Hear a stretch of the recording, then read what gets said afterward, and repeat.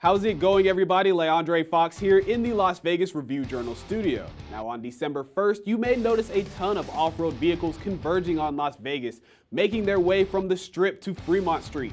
That is because the Great American Off-Road Race, the Mint 400, is back. In 2020, the Wrangler National Finals Rodeo was moved to Arlington, Texas at Globe Life Field. But this year, the rodeo is back in Vegas at UNLV's Thomas & Mack Center, and the event has been sold out since March.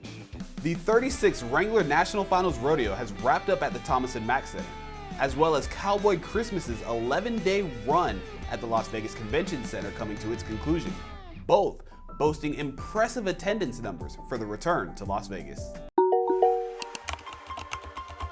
Now it's time for our weekly check-in on Raiders social media. The Raiders may have lost at SoFi Stadium, but it was without a doubt Raider country in the City of Angels. Raider Nation showed up and showed out. With your Raiders injury brief, I'm Leandre Fox.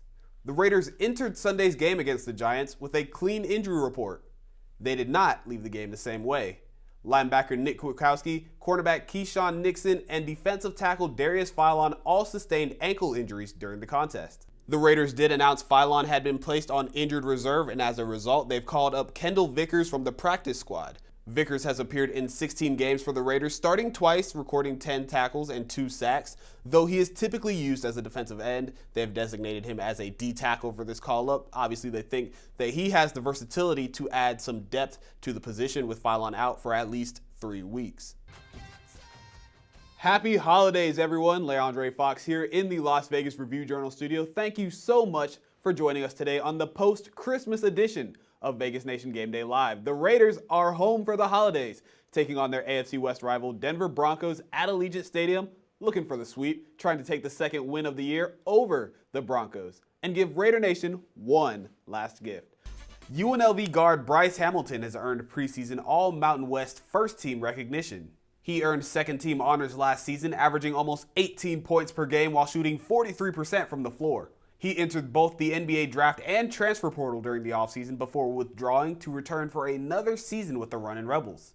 The Rebels were picked to finish 7th in the conference in the annual preseason poll. Leandre Fox here with your playoff injury brief, and the only player listed with the designation for Saturday's game is defensive tackle Johnathan Hankins.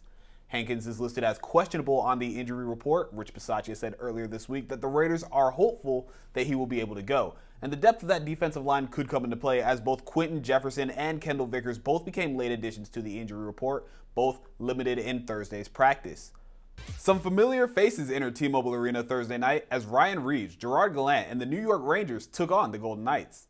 However, the return was emphatically spoiled as the Knights took a 5-1 victory and snapped their 2-game losing streak.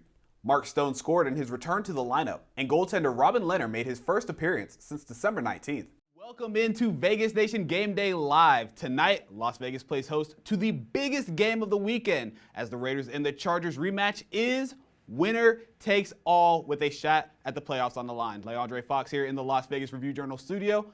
Earlier this season, the teams clashed on Monday Night Football, and the Chargers took the win 28-14. Tonight